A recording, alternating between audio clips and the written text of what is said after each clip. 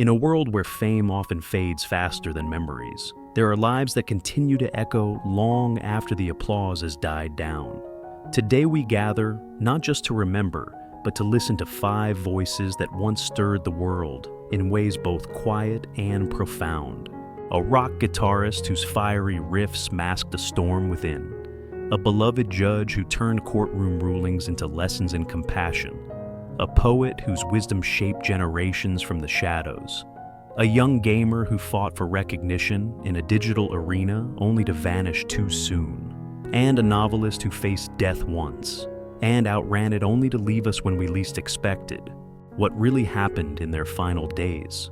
What truths were hidden beneath their public images? And how does the world carry on when such lives are no longer part of it? Join us as we journey through the legacies, the heartbreaks, and the final moments of 5 extraordinary individuals. Because sometimes the quietest goodbyes leave the loudest echoes.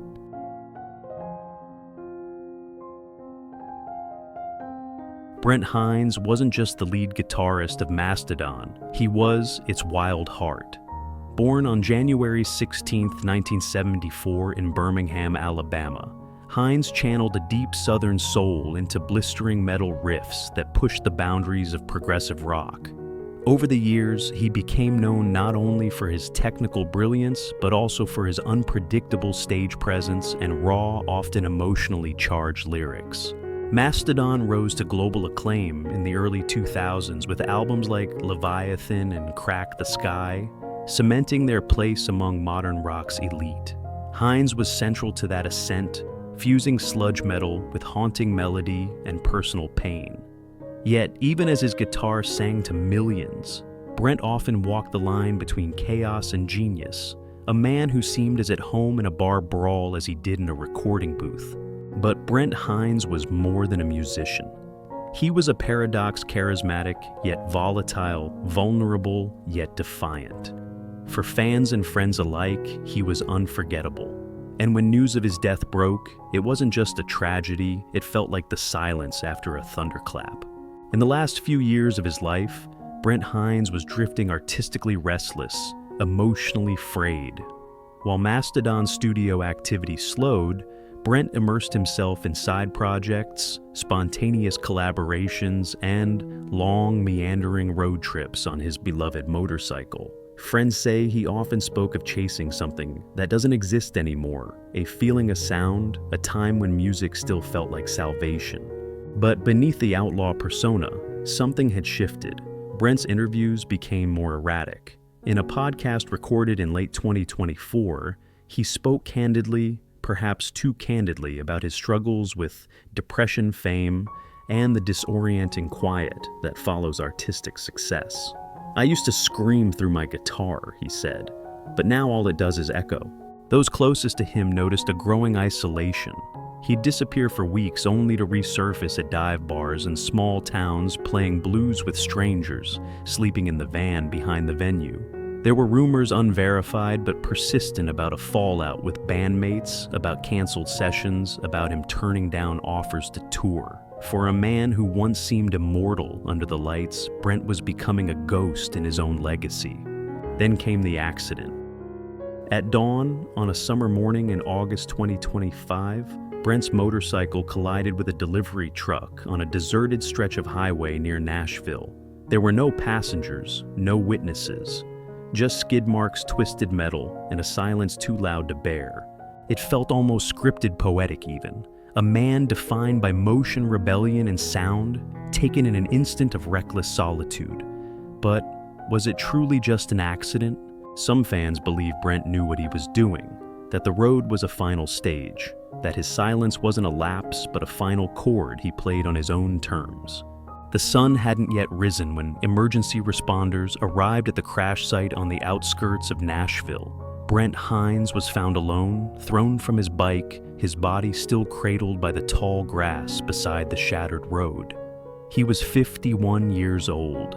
The official report cited the cause as blunt force trauma due to high-speed impact, ruling it an accident. Toxicology reports were clean. There was no foul play, no second vehicle at fault. just a curve taken too fast and a man too restless to slow down.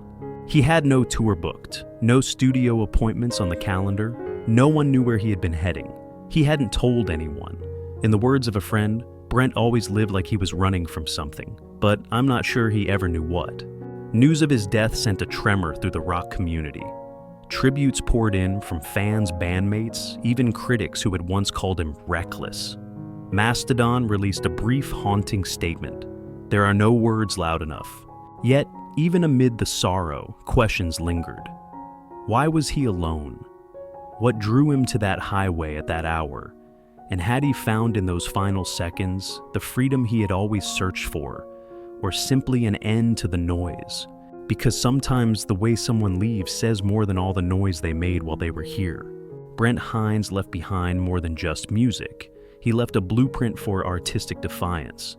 His guitar work wasn't polished. It was raw, jagged, human. With Mastodon, he helped redefine what metal could be. Not just loud and aggressive, but cinematic, emotional, painfully honest. Albums like Crack the Sky and Once More, Round the Sun are now studied as modern classics brimming with chaos, beauty, and grief. But beyond the records, Brent inspired a generation of musicians to embrace vulnerability without compromise. He showed that even the wildest persona could harbor fragile truths. For many, his legacy lies in the spaces between the notes, the imperfections, the improvisations, the aching heart behind the distortion. After his passing, tribute concerts erupted across the world. In Atlanta, thousands gathered to play his riffs in unison. A mural of his face, eyes closed, guitar in hand, now watches over a venue he once called home. In the end, Brent never chased fame. He chased feeling. And while the world may never fully understand him, it remembers how he made it feel, seen shaken and wide awake. In an age when authority often felt cold and distant, Judge Frank Caprio offered something rare: compassion on the bench. Born on November 24th, 1936 in Providence, Rhode Island, Caprio rose from modest beginnings, the son of an immigrant fruit vendor, to become one of the most beloved judicial figures in America. He didn't make headlines for harsh sentences or scandalous rulings. He earned fame by being kind. As the presiding judge of Caught in Providence, Caprio invited the world into his courtroom not to watch punishment, but to witness humanity. A father who couldn't pay a parking fine, an elderly woman late to court because of her sick husband, a child offering advice to a judge on live television. These weren't just cases, they were moments of grace. Caprio's fame arrived late in life, but it spread quickly. His YouTube clips amassed hundreds of millions of views. Comment sections were flooded with words like hope, faith, and this made me cry. People didn't just respect him, they loved him. He never sought stardom, he sought fairness with a heart. And in doing so, he became more than a judge, he became a symbol. A reminder that justice at its best doesn't just uphold the law, it heals. In his final years, Judge Frank Caprio remained a quiet beacon of warmth in a world that often felt colder by the day. Though he had long since stepped back from the bench, his presence lingered not just in reruns of Caught in Providence, but in the hearts of those who had been touched by his voice, his patience, and his simple acts of grace. As his health began to decline in the early months of 2024, Caprio made fewer public appearances. He stopped attending local events in Providence where he had once been a fixture, a smiling figure, shaking hands at parades, reading to children visiting senior centers. Those who knew him said he was tired but never bitter. He faced aging the same way he faced judgment, with calm, with courage, and with quiet dignity. Behind the scenes, his family remained close. His sons, particularly David, also a public servant, kept the public informed in careful tones. There was no dramatic fall, no tragic unraveling, just time doing what time always does, softening a voice, slowing a walk, fading a light. But there were whispers too. That Caprio, despite his smile, carried sorrow, the loss of friends, the weight of a world he no longer recognized. Some say he often watched old court tapes, not out of nostalgia, but to remind himself that kindness still mattered. In one of his last recorded messages never broadcast on TV, he looked directly into the camera and said, "If I could leave you with anything, it's this: before the law, remember the soul; before punishment, remember the pain; and before judgment, always choose mercy first." That video was never meant to go public, but perhaps in time it will, because some final words are too important to stay hidden. Frank Caprio passed away peacefully on September 15, 2025, surrounded by his loved ones in his Providence home. He was 88 years old. There was no headline-grabbing incident, no public farewell. Just a quiet Sunday morning, the murmur of prayers, and the presence of those who had loved him longest. A family friend described the moment as the kind of passing every soul deserves, gentle, full of gratitude without pain. The announcement came hours later in a heartfelt message posted by his family on social media. It simply read, "Our father passed this morning with love all around him. He gave everything he had to his city, to his family, and to the world. Now he rests." Tributes flowed in, from mayors, governors, international fans, and strangers who had never met him yet felt they knew him. The comment sections filled with stories, people who had changed their views on justice after watching his courtroom, who had cried, watching a simple act of forgiveness. There were no lawsuits, no drama, no unresolved tensions, just a man who had lived a long, full life stepping quietly into memory. But even in such peace, the question lingers: can a world so hungry for justice ever truly replace a voice that spoke so gently for it? Frank Caprio didn't leave behind blockbuster films or best-selling books. What he left was something far rarer proof that kindness and justice are not opposites. For decades, his courtroom was a stage not for punishment, but for humanity. His judgments didn't go viral because they were shocking. They resonated because they were real. Because in every parking ticket dismissed and every fine reduced with a smile, people saw the law as it could be, not heartless, but human. After his passing, city halls across the U.S. lowered their flags. In Providence, a memorial was held on the courthouse steps where children laid flowers and former defendants stood shoulder to shoulder, with judges, all of them remembering a man who had once said, "I'm not here to judge you, I'm here to understand you."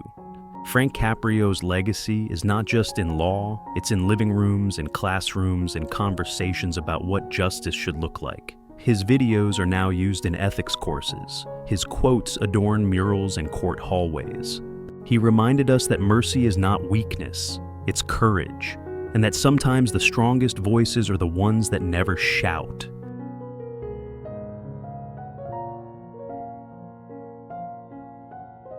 Greg Iles was not just a writer, he was a Southern storyteller with a fire that refused to go out. Born in Stuttgart, Germany on April 8, 1960, and raised in Natchez, Mississippi, Iles carried the weight of history in his voice.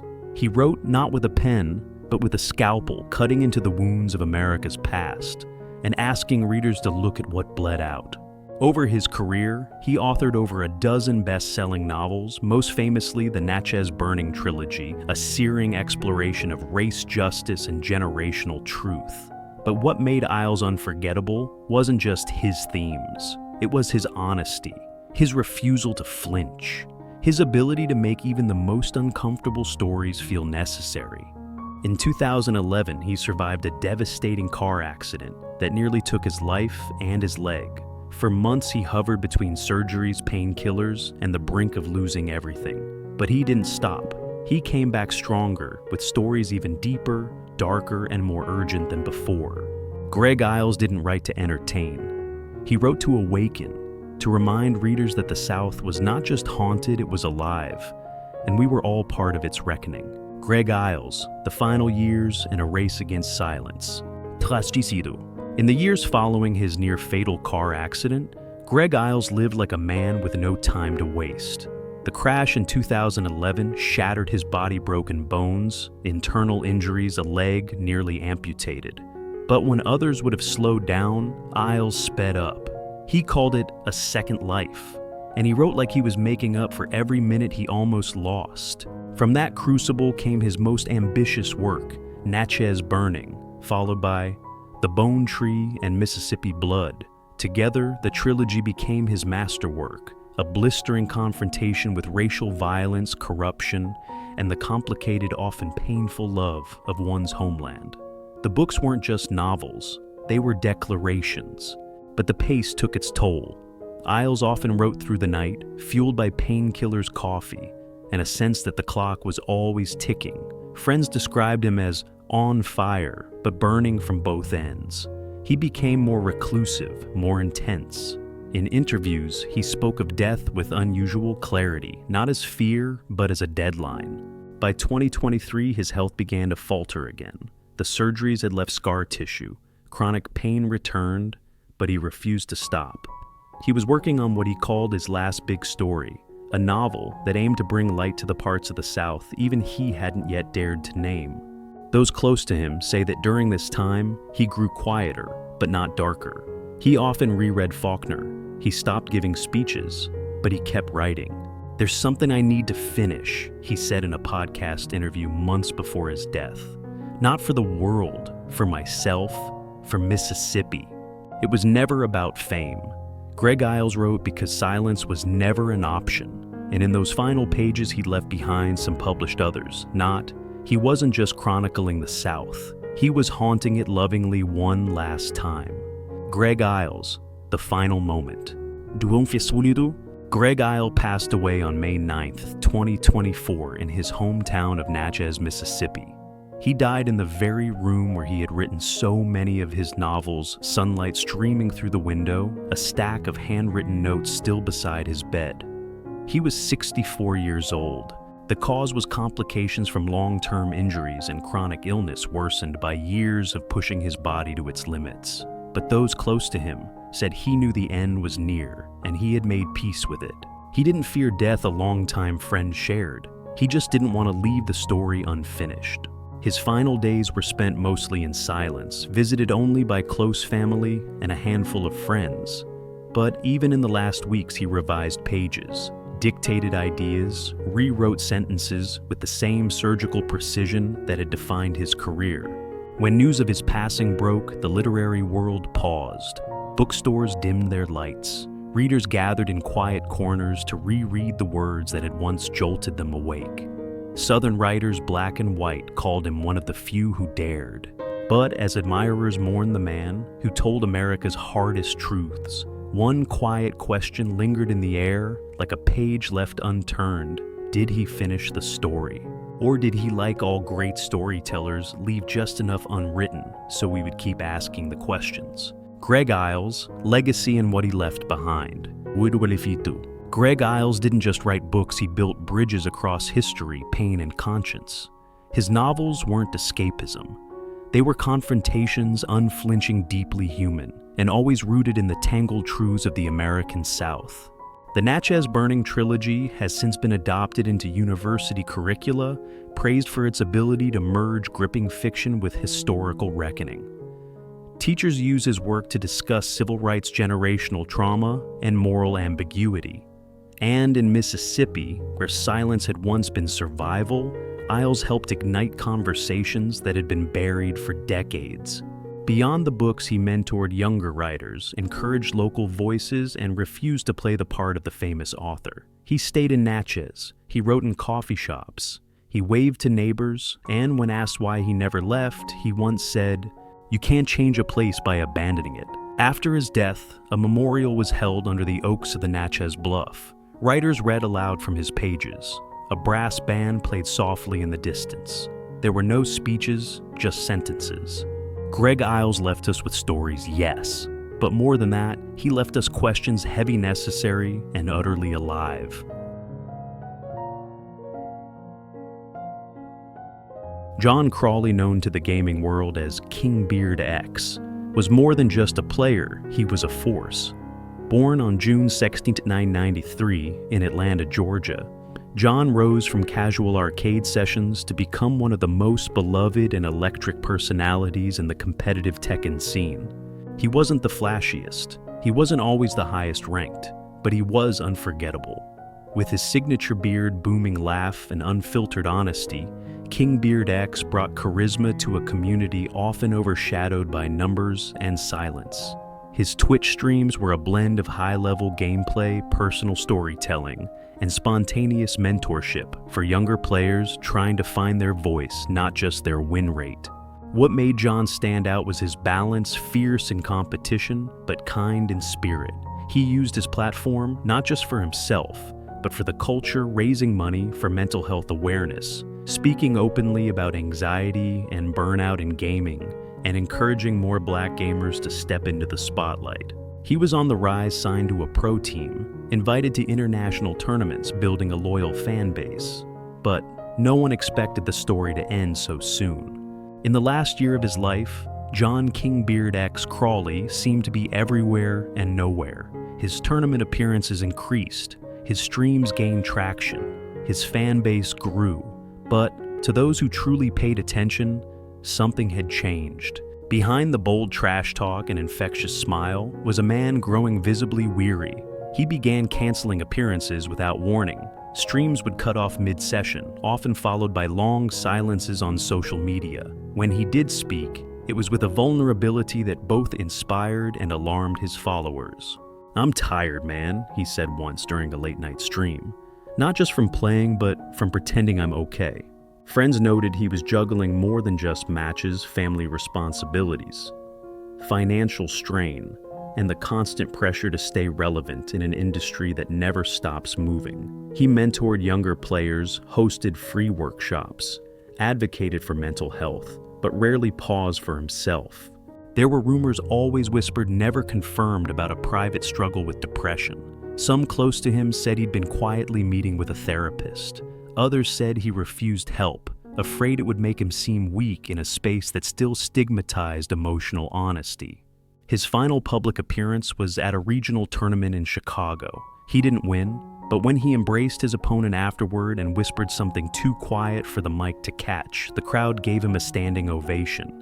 It felt like a farewell, though no one knew it at the time. In the weeks that followed, his presence faded almost completely. A few cryptic tweets, a canceled stream, then nothing. And when the silence stretched too long, fans began to ask, "Where's KingBeardX?" What none of them could have known was that John was already deep in the final round of a battle no camera would ever capture. John Crawley was found unresponsive in his apartment on the morning of March 3rd, 2025. He was 31 years old. The official cause of death was not immediately released, but early reports cited medical complications. Those closest to him remained quiet, choosing instead to grieve privately. His pro team posted a simple black and white photo of him on their website with a single caption: "He fought battles you never saw and still showed up with love." The news sent shockwaves through the fighting game community. Within hours, forums, Twitch chats, and social media feeds filled with disbelief. Some fans assumed it was a hoax. Others begged for it to be. Tributes poured in, not just from gamers, but from people who had never picked up a controller, yet had been moved by his honesty. A stream of messages flooded his last video, where he had quietly said, "If you're still here, I love you, for real." A vigil was held outside a local arcade in Atlanta. No brand sponsors, no trophies, just candles, handwritten notes, and players sitting side by side, controllers in their laps, mourning in silence. For all his strength, John died alone. But his final days weren't empty. They were filled with echoes of a voice that tried to reach out of a community that perhaps too late finally started to listen. And as fans now ask what more they could have done, one haunting question remains. What does it say about us when the loudest cry is the one no one hears? John Crawley didn't leave behind championship titles or million-dollar sponsorships. What he left was something rarer realness in a world built on pixels and performance. In the days following his death, the Tekken community did more than mourn. They changed. Streamers began speaking openly about mental health. Tournaments began allocating spaces for emotional wellness.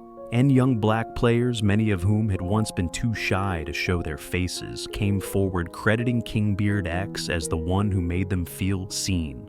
Clips of his gameplay resurfaced, not just for his technical skill, but for the joy he brought to every match. His laughter, his patience with beginners, the way he'd shout, "Let's go King," when a nobody pulled off an upset. He made people believe they mattered even when they didn't believe it themselves. His family launched the Crawley Fund, offering scholarships for youth in gaming and mental health advocacy. But perhaps the most powerful tribute came in an empty arcade booth where someone had taped a note that read, "You didn't lose. You logged off with honor." KingBeardX didn't just play to win. He played to connect. And in doing so, he left behind something no leaderboard could ever measure love. Vivian Ayers Allen lived a life that few saw coming. But once she arrived, her presence never left. Born on July 29, 1923 in Chester, South Carolina, she was raised in a world that rarely made room for women, especially Black women, to speak, create, and lead. So, she built her own space word by word, verse by verse. A poet, a classicist, and an educational visionary, Vivian didn't chase the spotlight. Yet her brilliance lit the way for others, including her daughters Felicia Rashad and Debbie Allen, both icons in their own right. Behind their success stood a mother who demanded more from the world, from art, from the very meaning of education. Her 1952 poem collection, Spice of Dawns, was nominated for a Pulitzer Prize, but accolades were never her pursuit. Vivian believed in something deeper, that literature could heal, that children could soar, that Black excellence was not an act of defiance, it was truth. She later founded the Vanguard School and launched programs that combined space science with the arts ahead of her time always. For decades, she labored in quiet brilliance, becoming a revered but rarely spotlighted figure in cultural circles. She didn't need fame, she nurtured legacies. In her final years, Vivian Ayers Allen grew quieter, but her mind never did. Even in her late 90s, her thoughts were vivid, restless and relentless in their search for meaning. While the world around her became faster and noisier, Vivian receded into something deeper: memory, poetry, the cadence of a life lived fully, if not always loudly. She no longer gave interviews. Public appearances ceased. But her presence never faded, not in the lives of the young students she mentored decades ago, not in the legacy of her daughters, and not in the halls of institutions where her voice, though unrecorded, still lingered. There were challenges, of course. Her health began to fail, slowly, eyes dimming, movement growing limited. Yet visitors often described her room not as solemn, but luminous. Surrounded by books, artifacts, and handwritten notes, Vivian kept working until her body refused. She was known to recite poems from memory even in her hospital bed. Those closest to her say she never spoke of regret, only curiosity. She wondered what came next. Debbie Allen shared in an interview, not in fear, but in awe, like turning the last page of a very good book. There was no public spectacle, no controversy, but in that silence, something remarkable was happening. A quiet preparation for departure by someone who had always viewed life as an eternal classroom. One caregiver recalled Vivian whispering near the end, "I am not dying, I am graduating." That single sentence carried the weight of 1,000 poems. And for those who understood the woman she was, it was a perfect farewell. Vivian Ayers Allen passed away on December the 28th, 2024 at the age of 101. She died peacefully in the quiet of her own home, surrounded by family classical music and a library that spanned generations. There were no emergency calls, no final rush to a hospital, just the slow hush of a century folding into memory. Her daughters Felicia and Debbie sat at her bedside holding her hands as she took her last breath. They later described it not as an ending, but a soft transition. Outside, the world celebrated the holidays. Inside, time stood still for a woman who had taught so many to look beyond the surface of life. There were no dramatic statements, only a simple announcement from the family. Our mother, our muse, our scholar, has returned to the stars she always taught us to reach for. Tributes soon followed from educators, artists, scholars, and even NASA representatives who had once partnered with her space education initiatives. But more powerful than the headlines were the private letters. Former students wrote of how her words changed their paths. Strangers recalled a single talk, a gesture, a moment of wisdom passed on like fire from a candle. And yet in all the light she gave the world, one can't help but wonder, when a mind like Vivian's leaves this world, where does all that knowledge go? Vivian Ayers Allen left behind no best-selling memoir, no sprawling documentary, and yet her legacy is everywhere in classrooms, in verses recited by young Black poets, in the unshakable brilliance of the daughters she raised. Her work in education continues through institutions she quietly built, like the Communiversity School, which blends classical study with creativity and cosmic curiosity. Her belief that children should read the stars as fluently as they read Shakespeare is now embedded in youth programs across the country, especially those designed for underserved communities. She was a poet laureate of the overlooked, a scholar who challenged the world to rethink the hierarchy of knowledge, and a cultural elder who taught that excellence isn't inherited, it's cultivated through rigor, passion, and love. After her passing, universities hosted panels in her honor. NASA released a tribute to her pioneering fusion of arts and space science. But perhaps the most telling monument to her impact was found in a handwritten note discovered in her desk drawer. It read, "Teach children as if they are already stars, because they are." Vivian Ayers Allen may have left quietly, but she lit constellations in the minds of thousands, and they are still shining.